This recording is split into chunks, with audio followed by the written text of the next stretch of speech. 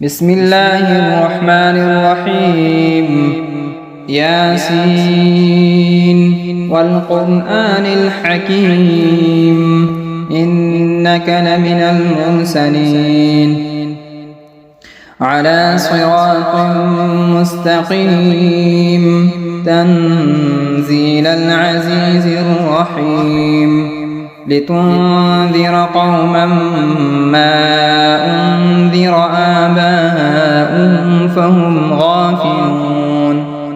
لقد حق القول على أكثرهم فهم لا يؤمنون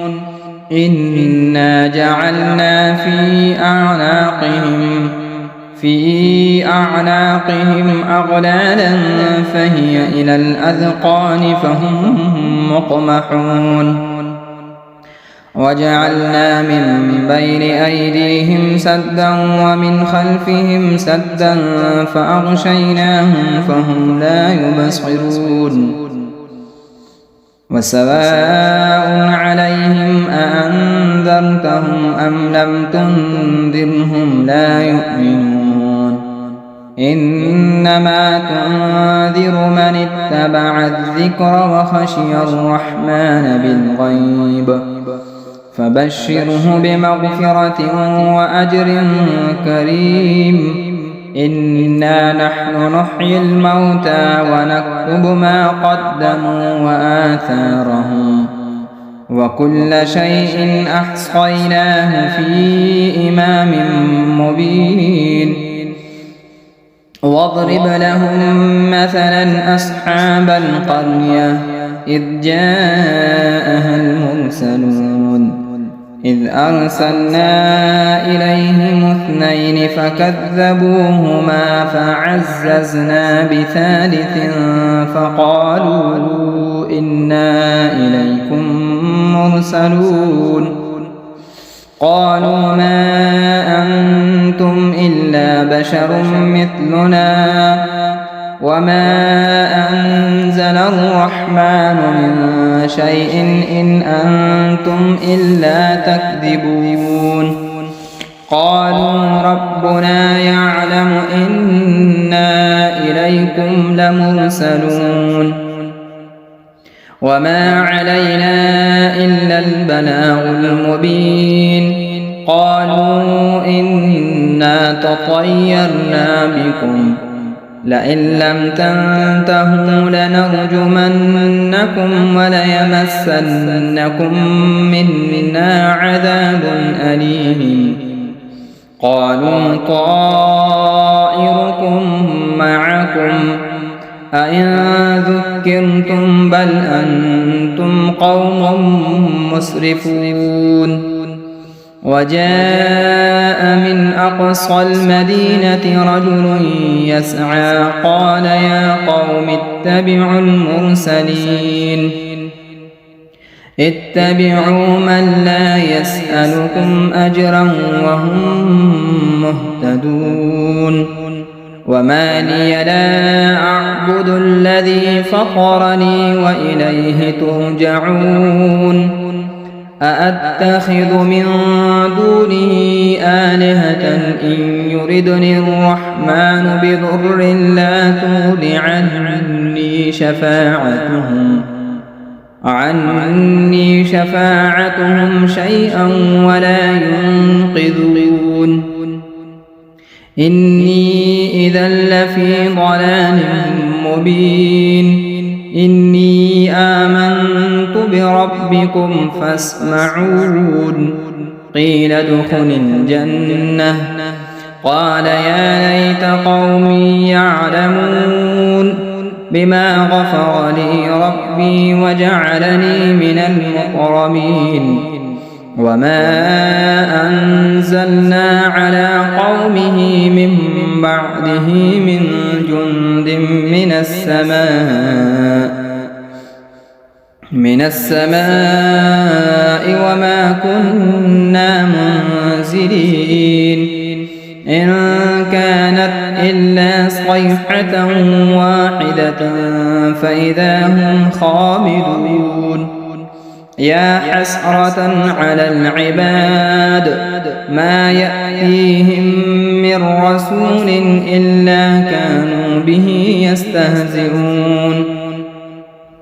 ألم يروا كم أهلكنا قبلهم من القرون أنهم إليهم لا يرجعون وإن كل لما جميع لدينا محضرون وآية لهم الأرض الميتة أحييناها وأخرجنا منها حبا فمنه يأكلون وجعلنا فيها جنات من نخيل وأعناب وفجرنا فيها من العيون ليأكلوا من ثمره وما عملته أيديهم أفلا يشكرون سبحان الذي خلق الأزواج كلها مما تنبت الأرض ومن أنفسهم ومما لا يعلمون وآية لهم الليل نسلخ منه النهار فإذا هم مظلمون والشمس تجري لمستقر لها ذلك تقدير العزيز العليم والقمر قدرناه منازل حتى عاد كالعرجون القديم لا الشمس ينبغي لها أن تدرك القمر ولا الليل سابق النهار وكل في فلك يسبحون وآية لهم أنا حملنا ذريتهم في الفلك المشحون وخلقنا لهم من مثله ما يركبون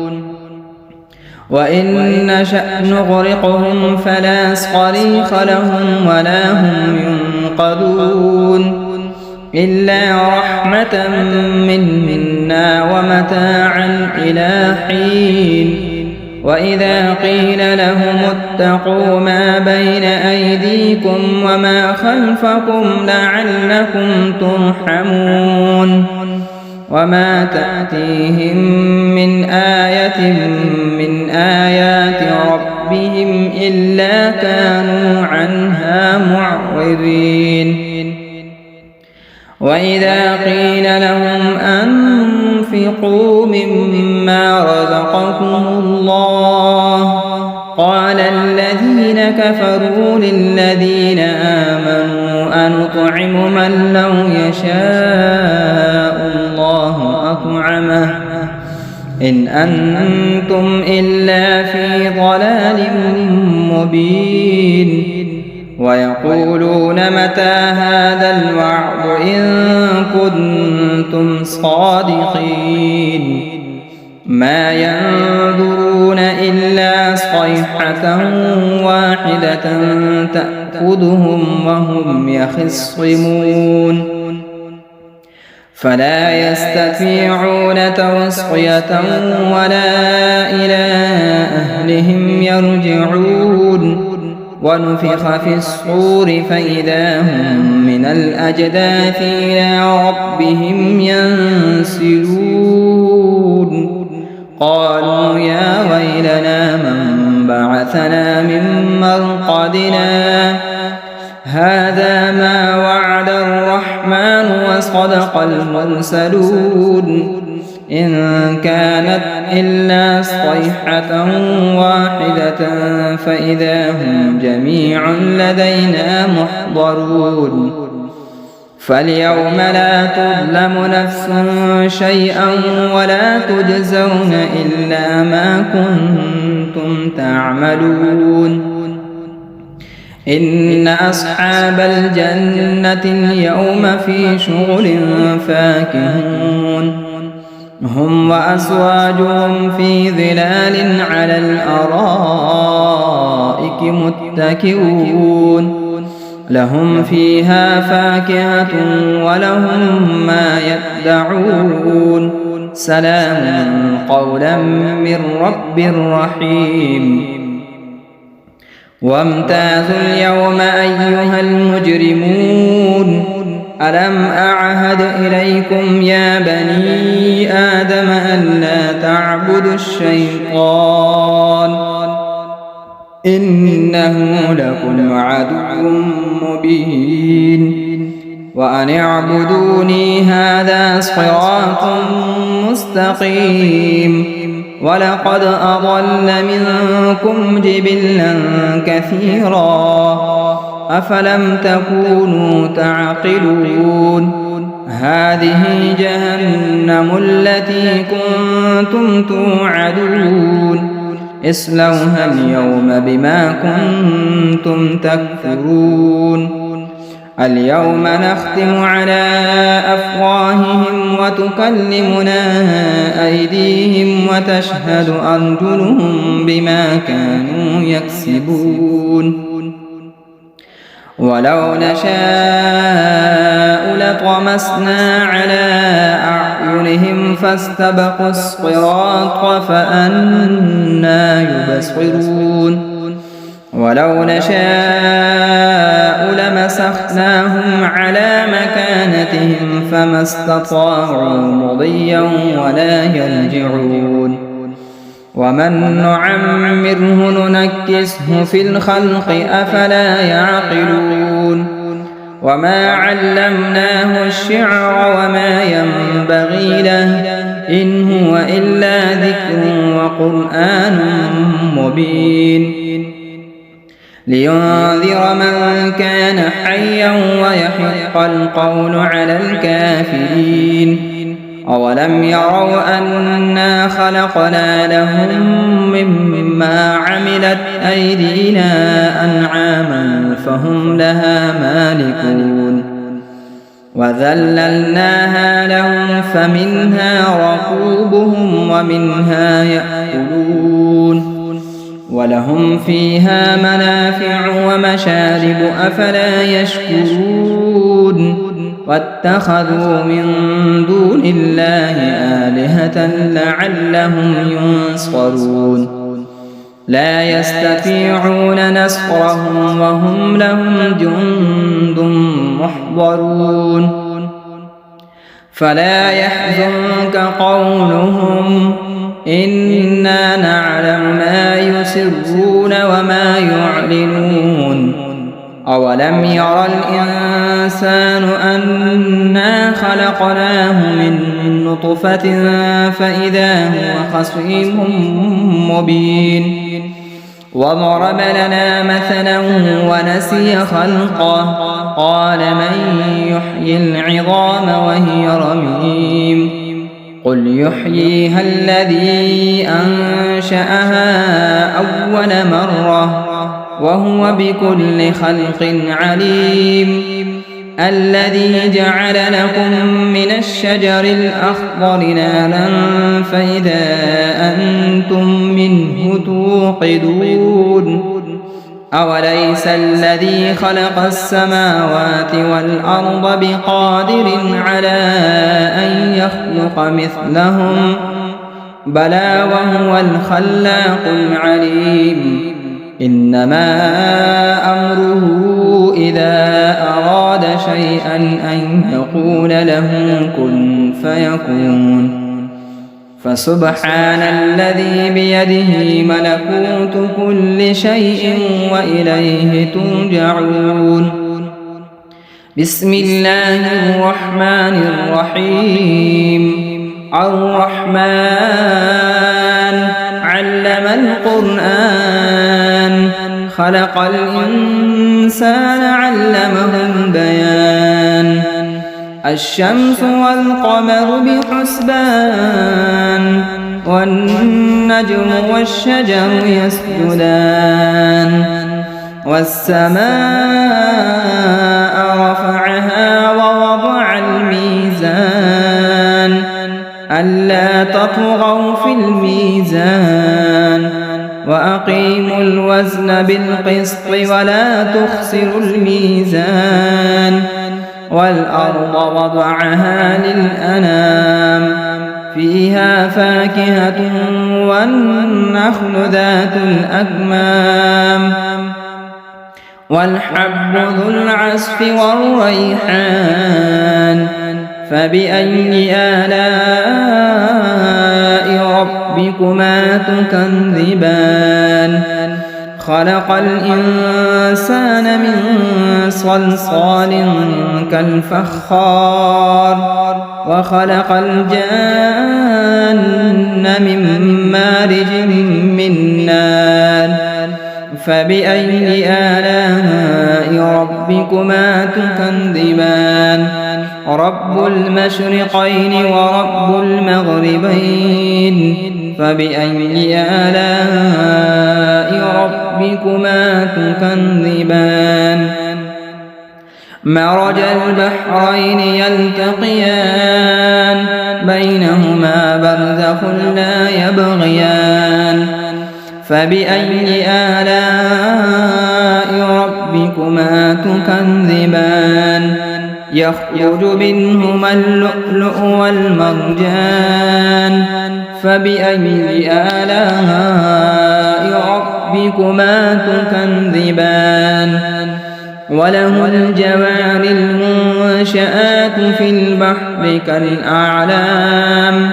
فبأي آلاء ربكما تكذبان كل من عليها فان ويبقى وجه ربك ذو الجلال والإكرام فبأي آلاء ربكما تكذبان يسأله من في السماوات والأرض كل يوم هو في شأن فبأي آلاء ربكما تكذبان سنفرغ لكم أيها الثقلان فبأي آلاء ربكما تكذبان يا معشر الجن والإنس إن استطعتم أن تنفذوا من أقطار السماوات والأرض فانفذوا لا تنفذون إلا بسلطان فبأي آلاء ربكما تكذبان يرسل عليكما شؤاد من نار ونحاس فلا تنتصران فبأي آلاء ربكما تكذبان فإذا انشقت السماء فكانت وردة كالدهان فبأي آلاء ربكما تكذبان فيومئذ لا يسأل عن ذنبه إنس ولا جان فبأي آلاء ربكما تكذبان يعرف المجرمون بسيماهم فيؤخذ بالنواصي والأقدام فبأي آلاء ربكما تكذبان هذه جهنم التي يكذب بها المجرمون يطوفون بينها وبين حميم آن فبأي آلاء ربكما تكذبان ولمن خاف مقام ربه جنتان فبأي آلاء ربكما تكذبان ذواتا أفنان فبأي آلاء ربكما تكذبان فيهما عينان تجريان فبأي آلاء ربكما تكذبان فيهما من كل فاكهة زوجان فبأي آلاء ربكما تكذبان متكئين على فرش بطائنها من استبرق وجنى الجنتين دان فبأي آلاء ربكما تكذبان فيهن قاصرات الطرف لم يطمثهن إنس قبلهم ولا جان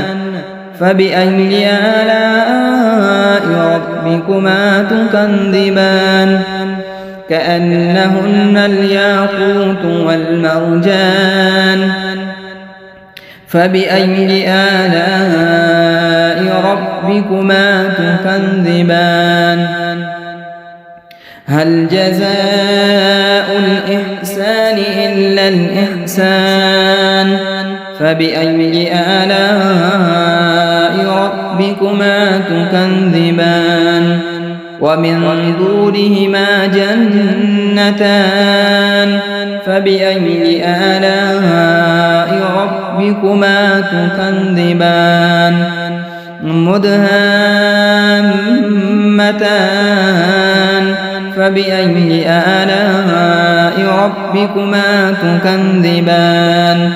فيهما عينان نضاختان فبأي آلاء ربكما تكذبان فيهما فاكهة ونخل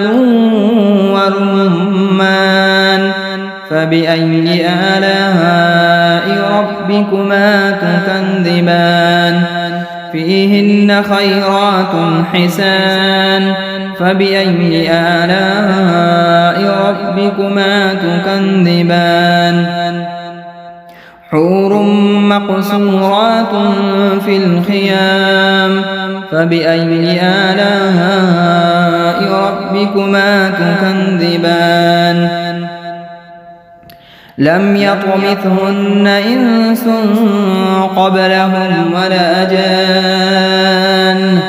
فبأي آلاء ربكما تكذبان متكئين على رفرف خضر وعبقري حسان فبأي آلاء ربكما تكذبان تبارك اسم ربك ذي الجلال والإكرام بسم الله الرحمن الرحيم إذا وقعت الواقعة ليس لوقعتها كاذبة خافضة رافعة إذا رجت الأرض رجا وبست الجبال بسا فكانت هباء منبثا وكنتم أزواجا ثلاثا فأصحاب الميمنة ما أصحاب الميمنة وأصحاب المشأمة ما أصحاب المشأمة والسابقون السابقون أولئك المقربون في جنات النعيم ثلة من الأولين وقليل من الآخرين على سرر موضونة متكئين عليها متقابلين يطوف عليهم ولدان مخلدون بأكواب وأباريق وكأس من معين لا يصدعون عنها ولا ينزفون وفاكهة مما يتخيرون ولحم طير مما يشتهون وحور عين كأمثال اللؤلؤ المكنون جزاء بما كانوا يعملون لا يسمعون فيها لغوا ولا تأثيما إلا قيلا سلاما سلاما وأصحاب اليمين ما أصحاب اليمين في سدر مخضود وطلح منضود وظل ممدود وماء مسكوب وفاكهة كثيرة لا مقطوعة ولا ممنوعة وفرش مرفوعة إنا أنشأناهن إنشاء فجعلناهن أبكارا عربا أترابا لأصحاب اليمين ثلة من الأولين وثلة من الآخرين وأصحاب الشمال ما أصحاب الشمال في سموم وحميم وظل من يحموم لا بارد ولا كريم إنهم كانوا قبل ذلك مترفين وكانوا يصرون على الحنث العظيم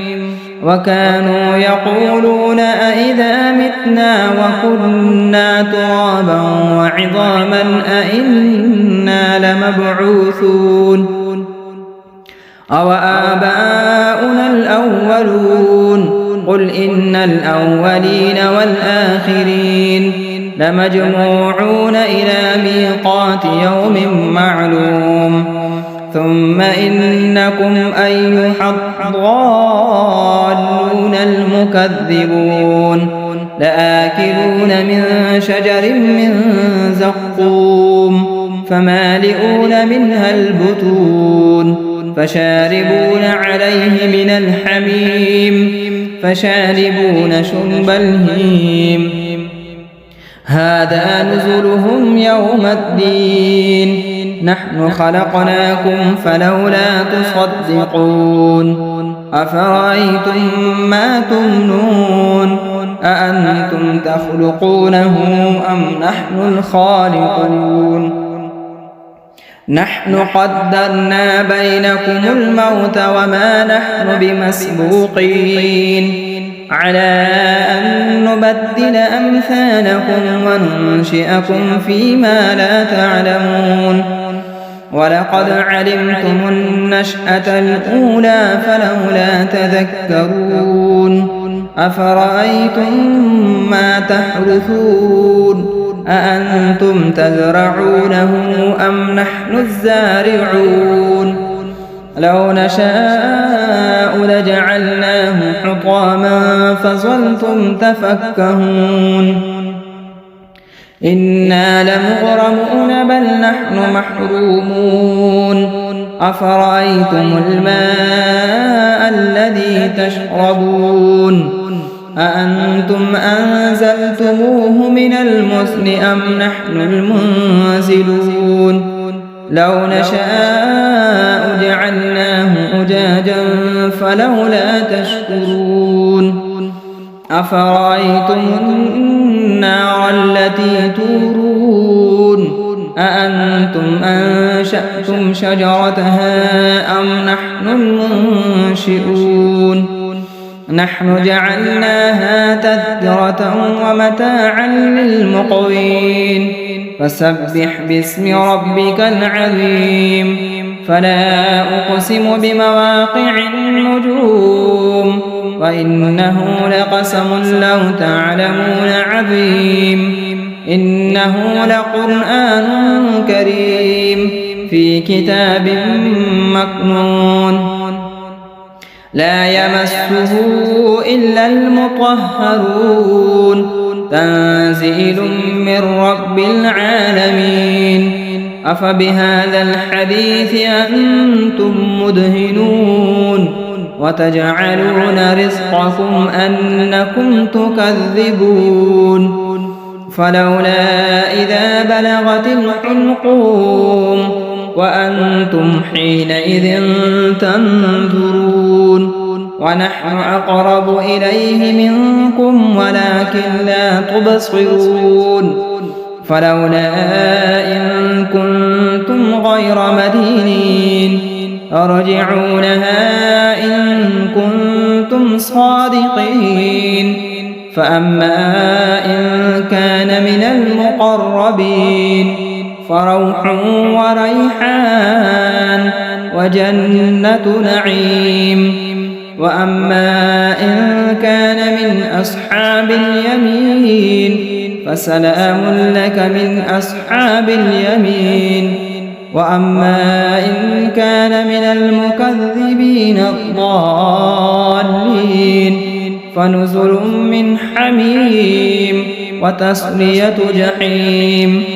إن هذا لهو حق اليقين فسبح باسم ربك العظيم بسم الله الرحمن الرحيم تبارك الذي بيده الملك وهو على كل شيء قدير الذي خلق الموت والحياة ليبلوكم أيكم أحسن عملا وهو العزيز الغفور الذي خلق 7 سماوات طباقا ما ترى في خلق الرحمن من تفاوت فارجع البصر هل ترى من فتور ثم ارجع البصر كرتين ينقلب إليك البصر خاسئا وهو حسير ولقد زينا السماء الدنيا بمصابيح وجعلناها رجوما للشياطين وأعتدنا لهم عذاب السعير وللذين كفروا بربهم عذاب جهنم وبئس المصير إذا ألقوا فيها سمعوا لها شهيقا وهي تفور تكاد تميز من الغيظ كلما ألقي فيها فوج سألهم خزنتها ألم يأتكم نذير قالوا بلى قد جاءنا نذير فكذبنا وقلنا ما نزل الله من شيء إن أنتم إلا في ضلال كبير وقالوا لو كنا نسمع أو نعقل ما كنا في أصحاب السعير فاعترفوا بذنبهم فسحقا لأصحاب السعير إن الذين يخشون ربهم بالغيب لهم مغفرة وأجر كبير وأسروا قولكم أو اجهروا به إنه عليم بذات الصدور ألا يعلم من خلق وهو اللطيف الخبير هو الذي جعل لكم الأرض ذلولا فامشوا في مناكبها وكلوا من رزقه وإليه النشور أأمنتم من في السماء أن يخسف بكم الأرض فإذا هي تمور أم أمنتم من في السماء أن يرسل عليكم حاصبا فستعلمون كيف نذير ولقد كذب الذين من قبلهم فكيف كان نكير أولم يروا إلى الطير فوقهم صافات ويقبض ما يمسكهن إلا الرحمن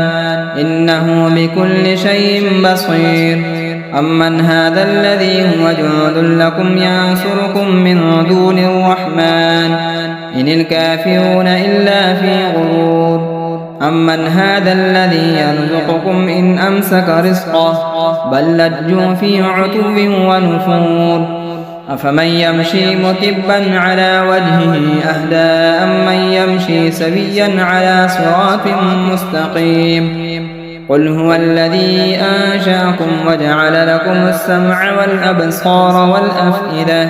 قليلا ما تشكرون قل هو الذي ذرأكم في الأرض وإليه تحشرون ويقولون متى هذا الوعد إن كنتم صادقين قل إنما العلم عند الله